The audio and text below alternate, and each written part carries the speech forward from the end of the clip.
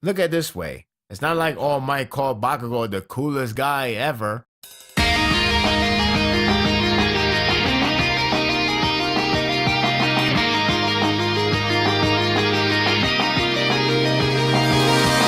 We have reached to the fifth and final battle. This arc has been, it's time for Deku and Team A to go against Monoma and Team B, along with their special guest, Shinso. It's basically the rematch from Sports Festival arc. Will Team A win for total victory, or will Team B tie the lead? This chapter is the last intermission with a few key notes that are worth discussing. Before the final battle begins, let's continue to praise Bakugo for not only being the #1 popular character, but also winning the battle with his team in mere 5 minutes. It's worth burying the potential good characters from Class B, let alone a recommended student. Koei resumed the teachers sharing comments segment, which has been on and off with each battle. This time, Aizawa got nothing but praise for Bakugo, with a little mention of others. I don't know the deal with Jiro's line about hero and heroine though. Was this being political correct, or am I supposed to think heroine is bad? Felt out of place to me. The scene with Bakugo and Deku is a little iffy, albeit a good atmosphere. Bakugo's happy hour continues with All Might praising him. Say, what about the other students? Of course, Bakugo was embarrassed and act like All Might has a cold or something. It would have been funny if he meant it. Out comes Deku to share his praise, though he should be thinking how to reclaim #1. Bakugo wastes no time to stop him from saying anything more. The rivalry thickens. He glows that he is going to go beyond, and Deku thinks that's amazing. But that won't stop him to reach to his level, or even surpass it. Their relationship is same as always, only Deku doesn't cower away and talk back like true rivals. It's always going to be the loudmouth guy against the calm and collective guy, and that is fine. The only part I wish it wasn't said is All Might's line about their friendship, calling it good childhood friend. That's a stretch. A line like that should have been reserved for another arc, as this is technically the first follow-up from where they last left off, which is the beginning of a real friendship. It's not their first interaction after the change, but it didn't need to try to shove the thought of great friendship. It doesn't help that All Might doesn't know their childhood exactly. So this felt odd. It's like we skipped a couple of phases and declared it good. It was more believable with Naruto and Sasuke, which probably says something.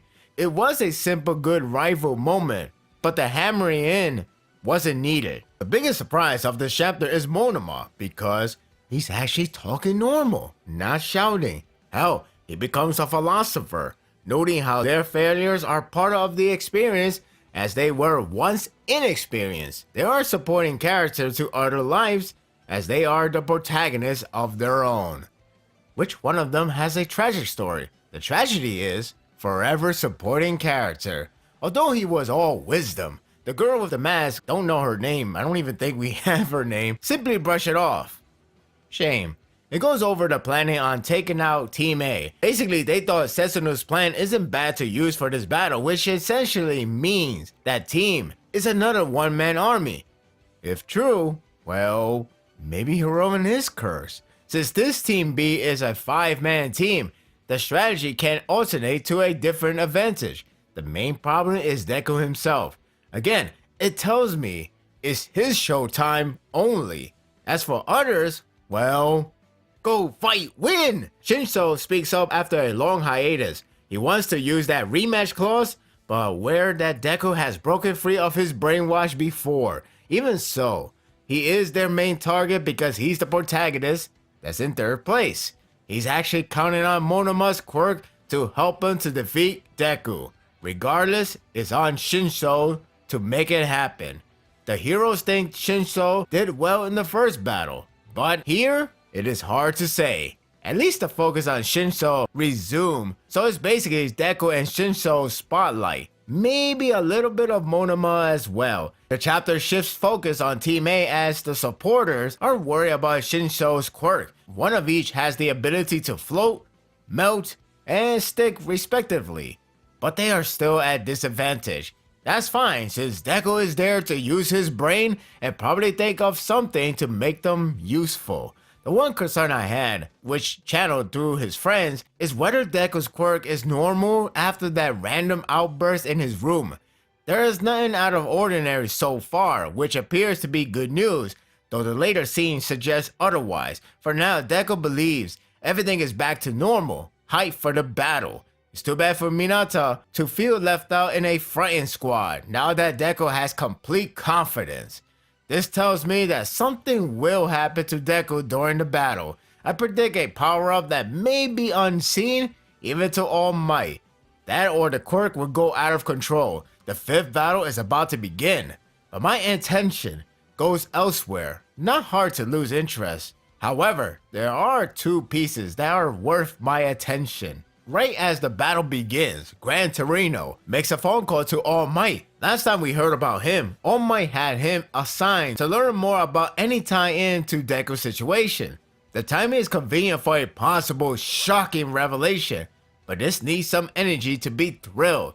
Also, we are due for some answers, even if it only leads to a theory. I just hope it's a good explanation, theory or not. This piece could lead to something good. The next piece does tie in with the rest as the chapter shifts to the prison, where All For One is kept. The guards are still worried that he will break free due to his influence spreading others. If it's not League of Villains, it's some follower. I can't say this means he will break free in the next arc, but the real key outside of possible foreshadow is his reason for getting excited. He was causing a ruckus because of the thrill of a familiar sensation. He can hear his brother's voice. My guess is that Deku's quirk activation is the cause. I don't know why, but again, I expect something unusual during the battle. I also don't know if this is new to All For One, like it's been ages since he last heard his brother. That or it happens whenever One For All's power is awakened. It certainly creates the uniqueness of Deku's inheriting the quirk.